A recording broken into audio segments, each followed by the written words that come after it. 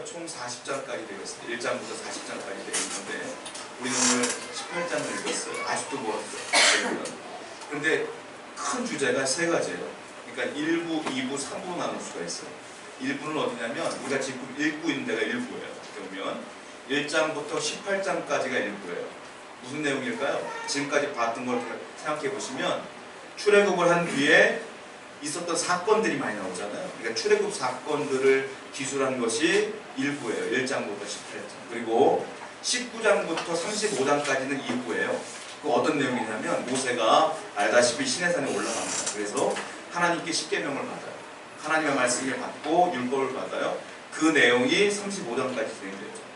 그리고 36장부터 4장, 40장까지는 마지막으로 하나님이 성막을 지으라 라고 말씀하셨기 때문에 성막을 짓는, 성막을 만드는 과정이 나와요. 성막은 한마디로 말하면 예배당 같은 거예요. 그걸 만드는 과정이 나옵니다. 오늘은 18장이잖아요. 19장부터 2부가 시작된다는 말이에요. 어떤 내용이냐면 1부와 2부를 연결해주는 장이다라고 보시면 돼요. 그런데 오늘 본문을 보면 1부에서 2부로 넘어가는데 중요한 사건 하나가 벌어지는데 그냥 넘어가면 아무것도 아닌 사건 같아요. 특별히 뭐 우리가 알고 있었던 것처럼 홍해바다가 갈라진다거나 그런 놀라운 사건이 아니에요. 평범한 일상이에요. 그 모세의 장인어른이 모세를 만나러 왔어요. 그리고 대화했어요. 그 장면뿐이에요. 그런데 이 장면이 너무너무 귀하다는 거예요. 이 장면이 이제 1부에서 2부로 넘어가는 굉장히 중요한 다리 역할을 한다라는 거예요. 자, 왜 중요하냐면 지금까지 200만 명이 넘는 이스라엘 백성들이 출애굽을 했잖아요. 노예 근성이 그대로 있어요. 그러니까 한마디로 말하면 오합지졸이에요. 지금 그들이 싸움할 수 있는 상황도 아니고 정치가 있는 것도 아니고 체계가 있는 것도 아니고. 근데 이 사건을 통하여 오늘 본문을 통하여 갑자기 바뀌어요. 19장부터 어떻게 바뀌냐면 이제 그 민족이 오합지졸이 하나의 국가의 모양으로 바뀌어진다. 굉장히 중요한 사건이 벌어진다는 거예요. 우리 오늘 세 가지를 볼 겁니다. 먼저 18장 2절부터 3절을 보면 어떤 내용이 나오냐면 모세가 이스라엘의 굉장히 중요한 리더잖아요. 200만 명이 넘는 민족을 이끈 한마디로 말하면 지금 대통령 같은 역할이잖아요. 근데 이 사람이 어떤 역할을 하냐면 이 사역도 잘 감당해요. 하나님의 뜻대로 잘 감당하는데 또 다른 사역도 잘 감당해요. 그게 뭐냐? 가정. 자기가 일군 가정도 소홀하지 않아요. 잘 감당해. 우리는 이것을 본받아야 돼. 하나님 믿는 사람들은 사역한답시고 하나님이 일한답시고 그 일만 집중하는 자가 아니라 가정까지 잘 돌봐야 된다는 걸 깨닫게 돼요. 이 말씀입니다.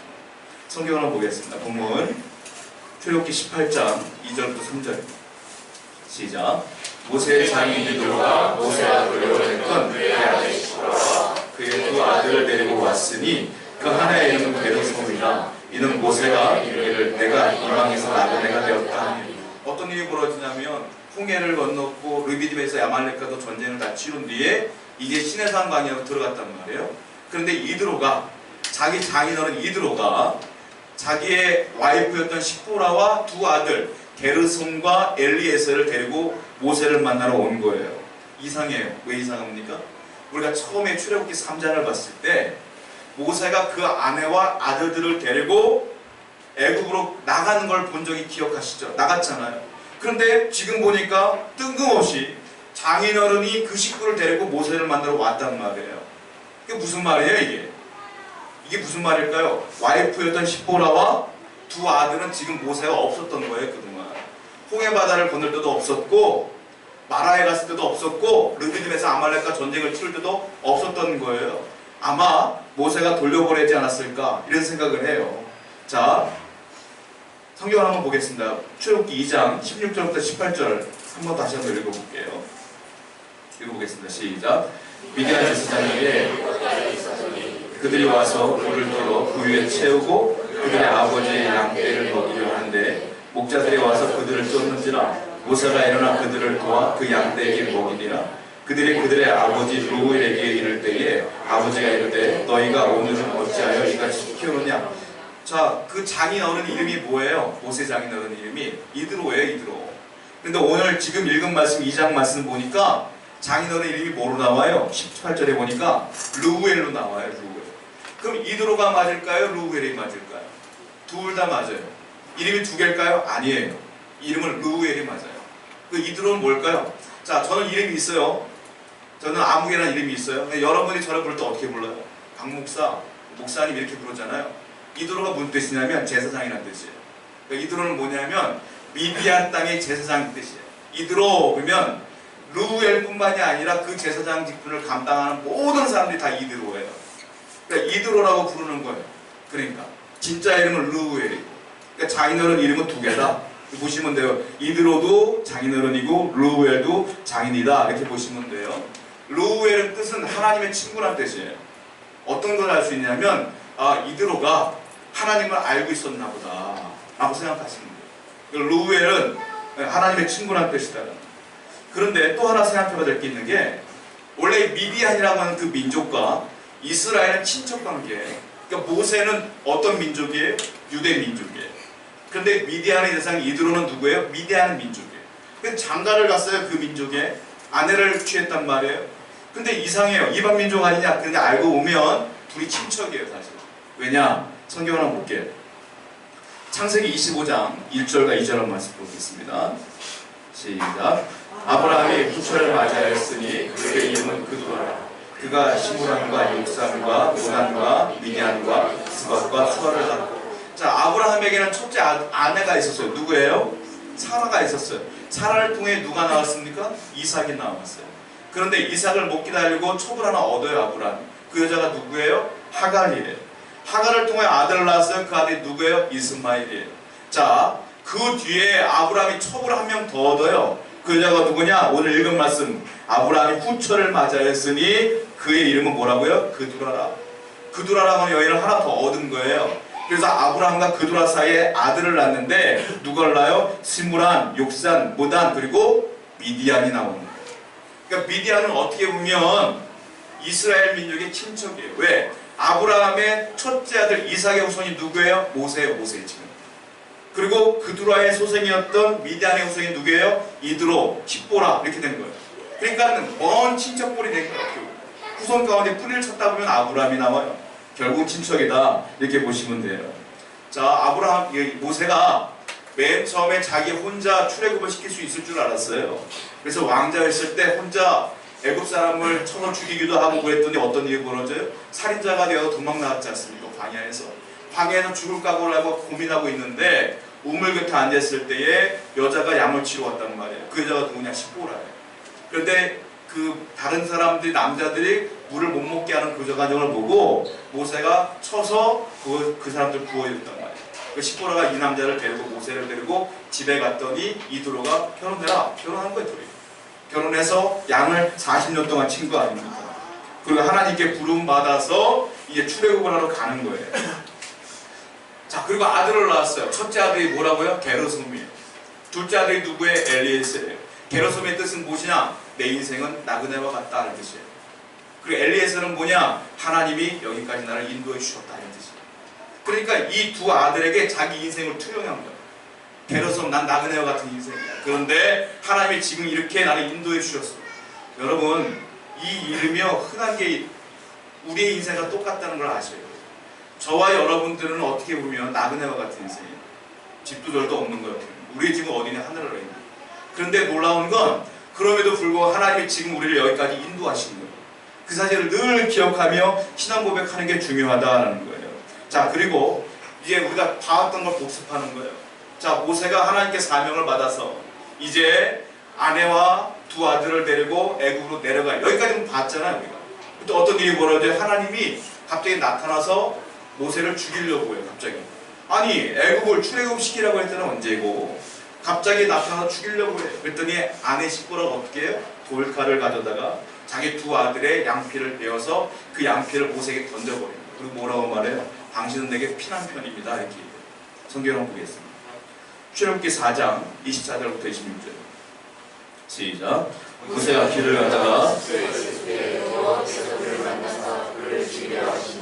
십보라가 돌칼을 가져다가 그의 아들의 뽀피를 베어 그의 발에 갖다 대며 이르되 당신은 내게 피난편이로다 하니 여호와께서 그를 놓아주시니라. 그때 십보라가 피난편이라 하면 할례 때문이라. 할례 때문이야. 무슨 말이냐면 하나님께서 모세에게 사명을 주셨어요. 내가 너와 함께 할 테니까 애굽에 있는 이스라엘 백성들을 구원해내라. 모세가 이제 가요. 가는데 하나님께서 말씀하셨던 것 같아요. 네 두 아들 할례 행해야 된다. 내 백성이라는 증표를 보여라 라고 말씀했던 것 같아요. 모세가 아내를 붙들고 얘기를 해요. 우리 두 아들 할례 행해야 된다. 표피를 베야 된다. 그랬더니 이 십보라는 유대인이 아니에요. 그러니까 이해를 못하는 거, 왜 말짱한 우리 애들을 고통스럽게 하느냐, 싸웠던 것 같아요. 부부싸움을 신나게 했던 것 같아요. 모세가 졌어요. 결국 네 맘대로 해라. 그 상태로 가는 거야 지금. 하나님이 나타났어요. 그리고 뭐라고 말하냐면 모세를 죽이려고 그래요. 왜 그랬느냐? 모세야, 너는 이스라엘을 구원할 자인데 내 말에 순종하지 못하는 자가, 이것도 순종하지 못하는 자가 어떤 일을 하겠느냐? 내가 너 죽인다. 내가 딴 사람 쓴다. 이거야 이게. 그러니까 십보라가 그걸 눈치를 챘어요. 그래서 서둘러 돌칼을 가지고 자기 두 아들을 할례를 행하고 그 표피를 던져버리면서 당신은 내게 피난 표리로. 어떻게 보면 눈치가 빠른 거죠. 그래서 하나님께서 놓아주시고 모세가 이 사명을 감당하는 걸 보게 돼요. 제가 이 설교할 때 말씀드렸던 것 같아요. 예수 믿는 여자 만나라. 그래야지 사역하기 쉽다. 신앙생활하기 쉽다. 그랬던 것 같아요. 자, 여기까지 제가 이렇게 장황하게 왜 설명했냐면 모세의 가족을 얘기하려고 했던 거예요. 자, 여기까지는 성경에 나와요. 여기까지는. 그런데 그 이후에 십보라와 두 아들은 안 나와요.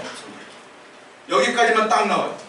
피난 편이로다. 여기까지만 딱 나오고 4장 이후에 18장이 지날 때까지 한 번도 안 나왔어요. 기억하시죠? 그 이후로 한 번도 안 나왔잖아요.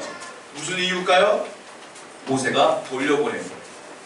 모세가 그 식구를 돌려보낸 거예요. 애굽에 도착하기 전에. 니들 돌아가라. 돌아가고 자기 혼자 애굽을 하는 거야. 그러니까 그 기록이 나와 있지 않나. 이유는 둘 중 하나예요. 더 이상 없어요. 뭐냐? 첫 번째, 모세가 이 험한 사역을 감당하기 위한 이 아들이 너무 어려운 거야. 그 와이프를 사랑하는 마음으로 고생할까봐 돌려보낸 걸 수도 있어요. 두 번째, 십보라가 당신 그런 놀라운 사역, 지금 우리 아들 할례 했는데 이걸 보니까 감당을 못하겠다. 우리는 안 갈래. 그리고 십보라 스스로 안 갔을 수도 있어요. 둘 중 하나야. 그런데 결론은 어쨌든 간에 안 간 거예요. 이 과정이 중요한 게 아니라 안 간 거예요. 결국 애굽에는 모세 혼자 있었다. 그리고 오늘 본문 보니까 장인어른이 이 세 명을 데리고 이제 모세를 만나러 왔다. 이건 분명한 사실이잖아요. 성경 한번 볼게요. 출애굽기 18장 27절 말씀입니다. 시작. 모세가 그의 장인을 보내니 그가 자기 땅으로 가니라. 자, 올 때는 같이 왔어요. 갈 때는 누구 혼자가요? 장인 혼자가. 이제부터는 이 세 명이 모세 옆에 머물게 돼요. 함께 가나안으로 들어간다. 이거예요. 이제 미디안에 이드로는 와서 그 식구를 던져놓고 혼자 가는 거예요. 이제 그 장면이 나온다. 자, 여기서 우리는 뭘 깨달을 수 있느냐면 이제 40여 년 동안 계속 방황해야 될 상황인데 모세는 자기 아내를 데리고 오라고 요청했던 것 같아요. 그리고 데리고 왔어요. 그리고 스스로 이 이스라엘을 돌보는 과정 가운데서도 불구하고 자기 가족을 돌보기 위한 결단을 했다. 모세는요, 자기의 일뿐만이 아니라 자기 가정을 돌보는데도 최선을 다한 사람입니다. 거기다가 자기 아내를 정말 사랑해요. 왜냐? 자기 누나였던 미리암과 자기 형이었던 아론이 모세를 비난해요. 모세를 가지고 이렇게 비난해요. 성경을 보겠습니다. 민수기 말씀이에요. 민수기 12장 1절 말씀 읽어봅니다. 시작. 모세가 구스 여자를 취하였더니 그 구스 여자를 취하였으므로 미리암과 아론이 모세를 비난하니. 여러분들이 성경을 읽다가 잘 읽으셔야 돼요. 이 부분에서 사람들이 헷갈릴 때가 많아요. 자, 모세가 구스 여자를 취하였다는 건 첩을 얻었다는 뜻 같잖아요. 뭐 구스가 뭐냐면 정확하게 말하면 에티오피아를 말해요. 구스는 이디오피아라는 나라를 말하는 거고, 또 다른 뜻이 있는데 얼굴이 거무적적한 흑인을 말해요. 그 사람들 구스인이라고 얘기를 해요. 그러니까 두 가지 뜻이 있는데, 미리암이, 모세의 누나였던 미리암이 뭐라고 말하냐면, 자, 우리가 생각해야 될 게, 지금 미리암과 더불어 아론과 더불어 출애굽을 했을 때 이 아내였던 십보라가 있었어요? 없었어요? 없었어요. 지금 나타난 거란 말이에요. 그 구스 여인을 보니까, 미디안 여자 보니까 얼굴이 좀 검했던 것 같아요. 미리암이 이렇게 얘기하는 거예요. 이 구스 여자를 네가 취하였구나. 유대인이 아닌데 라고 비난하고 비판을 했어요. 하나님 어떻게 합니까? 미리암에게 문둥병을 줬어요. 야, 내가 한 일인데 내가 지금까지 이렇게 이 가정을 이렇게 했고 이렇게 끌고 왔는데 네가 뭔데 하고 하나님이 경고에 문둥병을 주는 거예요. 이 사건이에요. 이 사건을 통해서 우리가 알 수 있는 게 두 가지 신학적 논리가 있어요. 뭐냐면 에티오피아라는 뜻인데 구스는 모세는 10보라 외에 첩을 얻었을 것이다 라는 주장이 하나 있어요. 또 하나의 주장은 뭐냐면 아니다. 구스는 에티오피아가 아니라 흑인 여자를 말하는 것인데 얼굴이 거무접촉하니까 그냥 구스연이라고 표현한 것이다. 이건 10보라다 이렇게 얘기하는데 우리는 어떻게 받아들이냐? 모세가 첩을 얻은 게 아니라 10보라를 이야기한 걸로 받아들여요. 지금. 여러분도 오해하시면 안 돼요. 출애굽기 읽다 보니까 모세도 첩을 얻었구나. 넘어가시면 안 돼요. 왜냐? 이 이후에 구스 여인을 통한 아들들의 이름이 안 나와요. 모세. 성경을 보시면 모세는 딱 게르솜과 엘리에셀뿐이 안 나와요. 그건 첩이 아니라는 거예요. 그리고 또 하나 모세의 두 아들들 게르솜과 엘리에셀에 대한 부정적인 어떤 평가도 성경에 나와 있지 않나요? 그럼 모세가 이 두 아들에게 최선을 다했다는 것을 알 수가 있어요. 그러면 이건 첩이 아니라 10보라를 이해한 거다. 보면 아십니다. 자, 우리가 또 하나 알 게 뭐냐면 미리암이 그렇게 주장하고 비난해서도 모세는 아내를 사랑하는 마음으로 다 방어했죠. 자기가 좀 너무 사랑합니다. 여러분 인생을 살아가는데 하나님이 우리에게 중요한 일터를 주셨어요. 또 하나 가정을 주셨어요. 둘 다 중요한 거예요. 둘 다. 우리 하나님 믿는 사람들은 둘 다 열심히 감당해야 된다는 거예요. 이단들의 특징이 뭐예요? 집 나와라. 같이 신앙생활하자. 다 집 나가. 성경적이지가 않은 거예요. 성경은 가정을 사랑하라. 그리고 일터를 사랑하라. 최선을 다해라. 저는 이제 우리나라 기라성 같은 목사님들이 많이 계세요. 근데 안타까운 것 중에 하나가 이상하게 그 기라성 같은 목사님들의 가정을 보면 자녀들도 그렇게 성장할 줄 알았는데 그렇지 않은 경우가 너무 많아요. 사실. 그런 분도 많지만 안 좋은 분도 많아요. 저는 신학교를 졸업했지 않습니까? 제 동기들 중에 아버님이 목사님 분이 굉장히 많아요. 그런데 정말로 목사님 아들 가운데 신실하고 정말 신실한 친구들도 많지만 내가 볼 때 쟤는 왜 신학교 왔지 하는 애들도 너무 많아. 좀 이해가 안 되는 게 많아요. 왜 그럴까요? 가정교육과 사역과는 정반대예요. 우리는 어떤 사역을 하든 어떤 일을 하든 신앙생활을 하든 뭘 하든 간에 가정에도 최선을 다해야 된다. 너무 바쁘다 보니까 가정에 소홀히 했던 결과들이 그렇게 나타나는 건 아니겠습니까? 여러분 이거 신앙생활 할 때 그렇게 했다는 거예요. 왜? 성경에 예수님이 그렇게 말씀하세요. 가정을 소홀히 하지 말라. 성경을 볼게요. 요한복음 19장 27절 말씀이에요. 읽어보겠습니다. 시작. 또 그 제자에게 이르되 그러나 내 어머니가 하신대 그때부터 그 제자가 자기 집에 오시고 예수님이 십자가에 못 박힌 상태예요. 물과 피를 다 쏟고 있는 상태야. 근데 요한에게 뭐라고 말해? 요한아 네 옆에 계신 분 봐라. 마리아가 없어요. 예수님이 어머니가 계세요. 이제부터는 네 엄마. 나는 죽을 텐데 네가 대신 모셔. 돌아가시는 날까지 어머니 생각하시는 분이 예수님이에요. 자, 바울은 뭐라 하는지 아세요? 바울이 이렇게 얘기해요. 디모데전서 5장 8절 말씀 볼게요. 읽어보겠습니다. 시작. 누구든지 자기 친족 특히 자기 가족을 돌보지 않으면 믿음을 배반할 자요 불신자보다 더 강합니다. 가족을 잘 돌봐라. 바울도 똑같습니다. 그러니까 신앙생활 할 때 여러분들 두 가지를 잘해요. 내 사업을 하던 내 직장을 다니던 내 가족을 함께 잘 사랑하며 나아가야 된다. 이 두 가지 사역을 잘 감당해야 된다. 이제 6월달이 끝나가요. 오늘이 이제 6월 24일이잖아요. 이제 전반기가 끝납니다. 후반기 남았어요. 전반기 때 가족에게 최선을 다하지 못했다면 후반기부터 최선을 다하세요. 아내를 사랑하고 남편을 사랑하고 자녀를 사랑하시기 바랍니다. 자, 두 번째 우리가 교훈을 받을 게 있어요. 뭡니까? 모세가요 자기 자기론을 딱 봤을 때 전도를 하는데 전도의 방법이 기가 막혀요. 이게 진짜 전도구나를 깨닫죠. 여러분 전도한다, 복음을 전파한다 이 장면이 이 본문에 나와요. 어떻게 복음을 전하냐면 이드로가 왔어요. 떠나기 전에 이드로가 대화를 해요. 모세와 함께. 이제 장막으로 들어가서 대화를 합니다. 성경을 봅니다. 출애굽기 18장 7절부터 8절이에요. 읽어봅니다. 시작. 모세가 나가서 그의 장인을 맞아 서고 그에게 입맞추고 그들이 서로 문안하고 함께 장막에 들어가서 모세가 여호와께서 이스라엘을 위하여 바로와 애굽 사람에게 행하신 모든 일과 그에서 그들이 당한 모든 고난과 여호와께서 그들을 구원하신 일을 다 그 장인에게 말하라. 전도를 어떻게 하느냐? 장인어른이 딱 왔어요. 둘이 이제 또 기대하는 거예요. 앉아서 얘기하는데 뭘 하느냐? 설득하지 않아. 장인어른 하나님 믿으셔야 돼요 라고 설득하지 않아요. 우리가 흔히 알고 전도할 때 프로그램이 있지 않습니까? 뭐 몇 주 코스 프로그램이 있어요. 예수님이 사역할 때 제자들 앉혀놓고 야 이번에 전도 훈련한다. 코스 훈련한 적 한 번도 없어요. 우리가 흔히 할 때 전도 간증할 때 무슨 전도 나와서 전도하잖아요. 그 성경적인 거 하나도 없어요. 사실. 예수님은 그렇게 가르친 적이 없어요. 어떻게 가르쳤어요? 전도해라, 복음 전파해라, 이것만 가르친 거예요. 나머지 누가 했어요? 제자들이 했어요. 어떻게 전도했을까요? 바울이 어떻게 전도했어요? 바울이 프로그램 배워서 한 게 아니에요. 어떻게 했어요? 자기가 만난 예수님, 자기가 알고 있는 예수님을 그냥 얘기했잖아요. 그냥.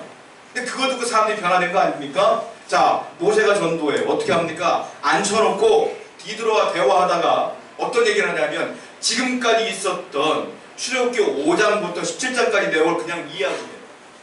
하나님은 우리를 10가지 재앙을 통해 구원해 주셨어요. 아니 나왔는데 홍해가 있나요? 그래서 어떻게 할까 고민하면 하나님 홍해를 갈라주셨어요. 홍해를 갈라도 넘어갔는데 목이 마른 거예요. 날아가는데 물이 없어요. 물이 쓴물이야. 하나님의 한 가지를 통해서 단물로 바꿔주셨어요.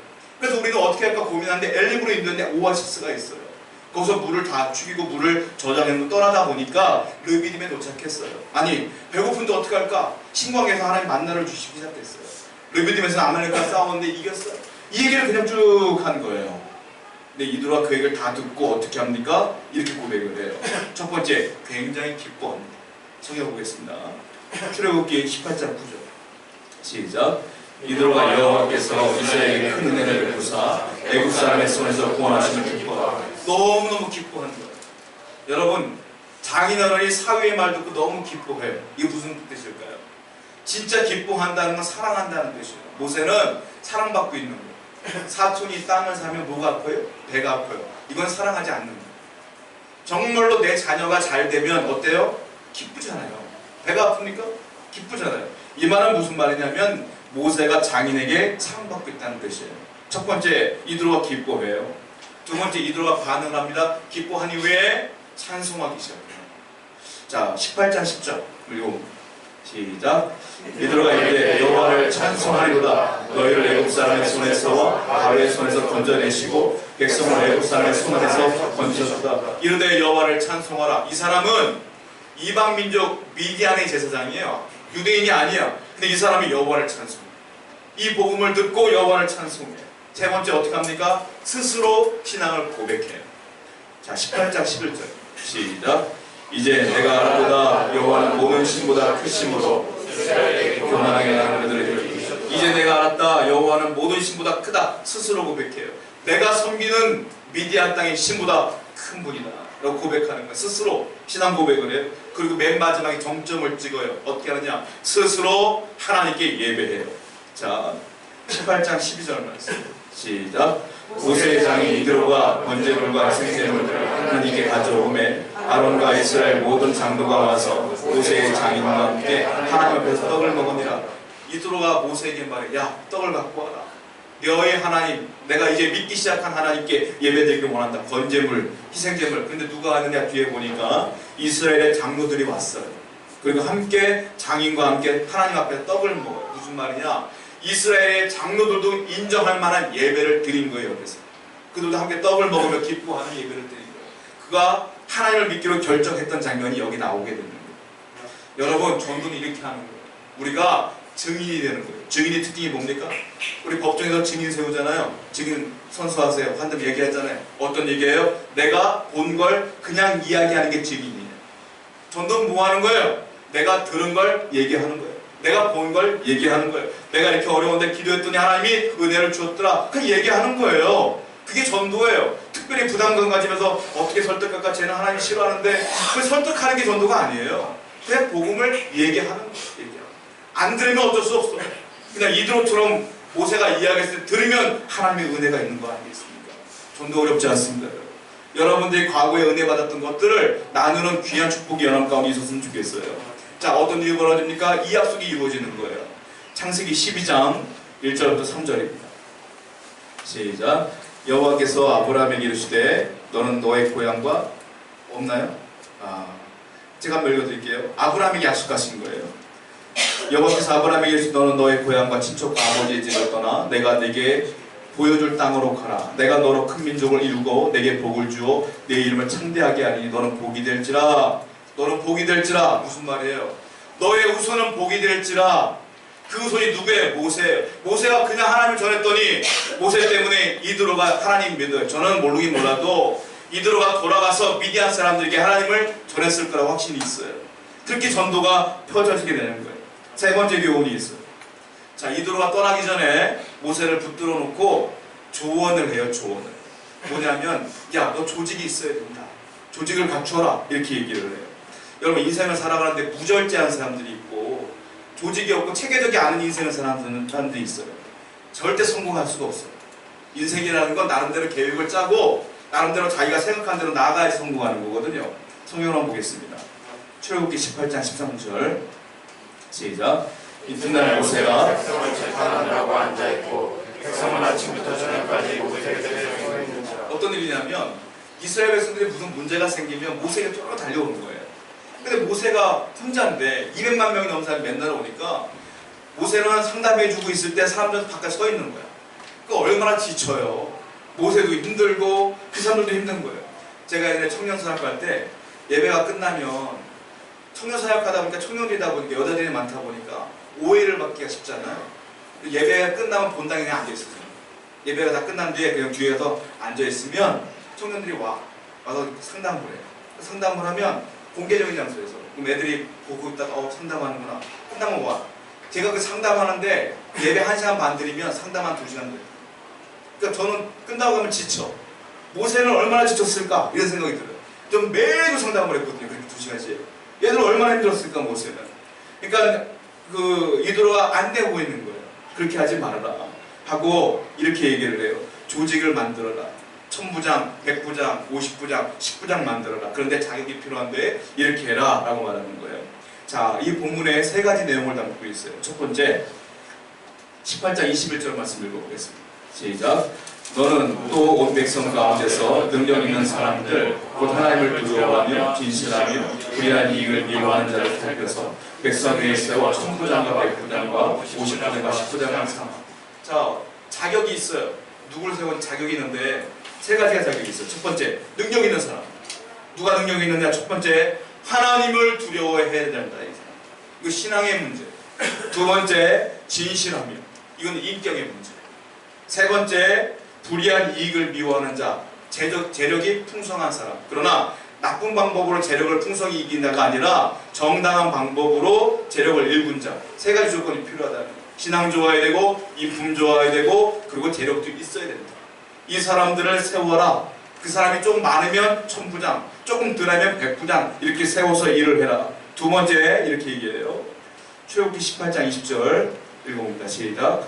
그들에게 율례와 법도를 가르쳐서 마땅히 갈 길과 할 일을 그들에게 보이고. 율례와 법도를 가르쳐라. 이게 뭐냐니까 교육해라. 여러분, 오늘날 교회에서 교육하는 것 중에 가장 좋은 교육이 뭐냐면 설교예요. 설교 말씀을 잘 들으셔야 돼요. 근데 사람들은 잘못 알고 있어요. 설교 시간은 대충 들고 교회에서 운영하는 성경 공부 시간에 열중하는 사람들이 있어요. 성경 공부보다 더 중요한 게 설교예요. 설교가 더 중요한 거예요. 성경 공부를 안 해도 되는 거예요. 그건 혼자 읽으면 돼, 성경. 근데 설교는 하나님의 주의 종에게 지혜를 주신 말씀을 선포하는 것 때문에 더 중요한 거예요. 이때 하나님의 말씀을 잘 가르쳐라 설교로 이 얘기를 하고 있는 거라는 거예요. 이 권위 위임을 해라 이 말이에요. 저는 중국을 굉장히 좋아하지 않아요, 사실. 우리나라 사람들이 중국을 좋아하는 사람 별로 없어요. 그런데 중국을 제가 예전에 공부를 할 때 굉장히 놀라운 경험을 한 적이 있어요. 야, 이래서 위대한 나라구나. 그들이 볼 때. 왜냐하면 중국하고 대한민국하고 땅덩이를 비교해보세요. 엄청나게 차이가 나잖아요.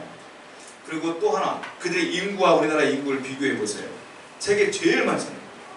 근데 가만 보니까요, 중국이라는 나라는 일사불란해. 정치력으로 한번 딱 한마디 하면 다 움직여. 대한민국은 싸움이 많아. 이랬다 저랬다 막 싸우고 안 된다 말았다. 근데 거기는 그 많은 인구가, 그 많은 땅덩이가 일사불란하게 움직이는 거예요. 왜 그런가 역사를 제가 공부한 적이 있거든요. 거기는 어떤 일이냐면 어른들의 조언을 굉장히 중요하게 해요. 그 나라. 삼국지 읽어보셨어요? 삼국지를 꽤 많이 읽어봤는데 거기 보면 항상 나라에 책사가 있어요. 제갈량이라든지 책사가 항상 있어요. 그 왕은 그 책사의 말을 들어요. 중국의 문화가 뭐냐면 경험이 많고 경륜이 많은 어른들의 말을 잘 듣는 거예요. 특히 공무원이 승급을 하거나 승진을 할 때 테스트를 하잖아요. 그 테스트에 거의 다 만점을 맞아야지만 승급을 한다는 거예요. 근데 그 승급을 하고 또 승급을 하고 또 승급을 해서 높은 자리까지 올라간 분이라면 대단한 거예요. 그러니까 그분들이 은퇴를 해서 이야기를 하면 잘 듣는다는 거예요. 나라 운영하는데 그 얘기를 조언으로 잘 듣고 움직인다는 거예요. 아, 중국이 나라가 그런 나라구나라고 깨달은 적이 있어요. 우리나라는 안 그래요. 어른들이 한마디 하면 그냥 여러 가지 막 사람들이 싫어하는 경우가 많잖아요. 안 그렇다. 자, 모세가 왜 위대하냐면 장인어른이 하는 말을 그냥 다 들어요. 지혜로 다 들어요. 그리고 그대로 행해요. 여기서 사람들이 비난하는 경우가 있어요. 이건 지금 이드로의 머리에서 나온 거 아니냐 이거예요. 근데 모세가 이걸 왜 따르냐 이거예요. 하나님의 말씀을 따라야지 왜 사람의 말을 따르냐라고 하지만 절대 그렇지 않아요. 하나님이 인가해 주셨어요. 성경을 봅니다. 출애굽기 18장 23절 말씀입니다. 시작. 네가 만일 이 일을 하고 하나님께서 내게 허락하시면 내가 이 일을 감당하고 이 모든 백성도 다 이곳으로 평안히 하라. 하나님께서 허락하시면 되라. 허락하시지 않으면 하지 말고, 결국 모세도 기도했을 것이고 이것을 하나님이 허락했기 때문에 이렇게 해서 진행해 나가면서 국가의 모습으로 바뀌어진다. 이게 무슨 말일까요? 여러분, 기도도 중요해요. 아니요, 기도가 제일 중요해요. 더 중요한 게 있어. 그것보다 중요한 게 있어. 뭡니까? 하나님이 여러분들에게 지혜를 주시고 명철을 주시고 능력을 주었다면 나도 최선을 다하여 행해야 된다는 거예요. 많은 분들이 잘못된 것 중에 하나가 몸이 아프면 병원을 안 가. 그리고 무조건 기도한다고 기도원 가는 경우가 있어요. 병원에서 고칠 수 있는 거면 기도하면서 병원 다니시라고. 내가 할 수 있는 거 최선을 다하는 거예요. 내가 할 수 있는 능력이 있으면 최선을 다하는 거예요. 저는 처음에 첫 번째 사역을 할 때 20대 초반이었거든요. 방배동에 있는 한 교회에서 학생부를 맡아서 설교를 하는데 첫 설교를 하는데 설교를 한 번도 해본 적이 없어요. 저희 가정에는 예수 믿는 사람들이 주위에 아무도 없어요. 우리 어머니 첫 번째 믿는 분이고 핍박을 받으면서 저를 전도했기 때문에 저를 끌고 다녔기 때문에 우리 주위에 설교를 어떻게 하는 거라고 가르쳐주는 사람이 아무도 없어요. 설교를 하는데 창세기부터 읽었어요. 성경을. 뭔 말인지 모르겠어요. 사역자한테 나 설교를 해야 되는데 무슨 말인지를 모르겠는 거예요. 어디까지 읽었는지 아세요? 월요일부터 성경을 읽어서 첫 설교를 요한계시록까지 금요일까지 다 읽었어요. 그래도 본문을 못 적어겠어요. 내가 실력이 너무 부족한 거예요. 너무 연약한 거예요. 금요일 밤에 엉엉 울었어요. 엉엉 울었어요. 하나님, 이런 자를 택하여서 왜 설교자로 세우셨는가. 어떤 분들은 설교도 잘하더만 나는 뭘 해야 될지도 모르겠고 답답해 죽겠는 거예요. 근데 어떻게 토요일날 어떻게 정신없이 설교를 준비를 하고 설교를 했는데 주일날 선생님들이 막 은혜를 받다 그러는 거예요. 나는 어떻게 했지도 몰라. 하나님이 역사했나 봐요. 제가 부러웠던 동료 전도사가 있어요. 어떻게 해서 설교 준비하면서 아세요? 주일날 아침에 와. 아침에 와서 앉아있어. 나는 불안해. 어떻게 뭘 해야 될지 모르겠는 거야. 주일 아침까지. 이 친구는 가만히 묵상해 5분 정도. 그리고 눈을 딱 떠요. 뭐라 하냐면 설교 준비 다 했다. 이러는 거야. 무슨 말이야? 걔는 5분 동안에 앉아서 상상을 해 그냥. 하고 이렇게 하면 되겠구나 하고 설교를 준비하는 거예요. 저는 월요일부터 금요일까지 설교를 다 읽었는데 모르겠는데 나중에 깨닫게 돼요. 뭘 깨닫게 되냐면 하나님이 지혜를 주셨으면, 하나님 책을 읽는 능력을 주셨으면 원고도 작성하고 성경책도 읽고 묵상도 하고 내 나름대로 최선을 다하는 게 맞는 거예요. 그냥 가만히 앉았다가 하나님이 주시는 것 가지고 설교하는 게 아니라고. 설교뿐만이 아니에요. 여러분들 인생을 살아가는데 계획을 짤 수 있으면 짜시고 하나님께 물으시면서 구하시면서 나름대로 최선을 다하면서 기도하며 신앙생활하는 게 맞다고 오늘 본문을 이야기하고 있는 거예요. 그냥 무턱대고 하나님께 맡긴다? 그게 아니라 최선을 다하면서 하나님께 맡기는 인생이 맞다. 오늘 본문의 세 가지를 본문에서 이야기하고 있어요. 첫 번째는 뭘 얘기합니까? 가정에서 최선을 다해라. 두 번째는 뭘 말합니까? 증언하는 자가 되어라. 하나님 말씀을 잘 증언하라. 세 번째로 체계적으로 계획을 짜며 물으며 하나님께 물으며 살아라. 이제 인생의 하반기 할 때 올해 올 한 해 하반기 시작될 때 이 세 가지 말씀을 기억하셔서 여러분 가운데 은혜가 있는 귀한 한 해가 되기를 축원드립니다. 우리 찬송합니다.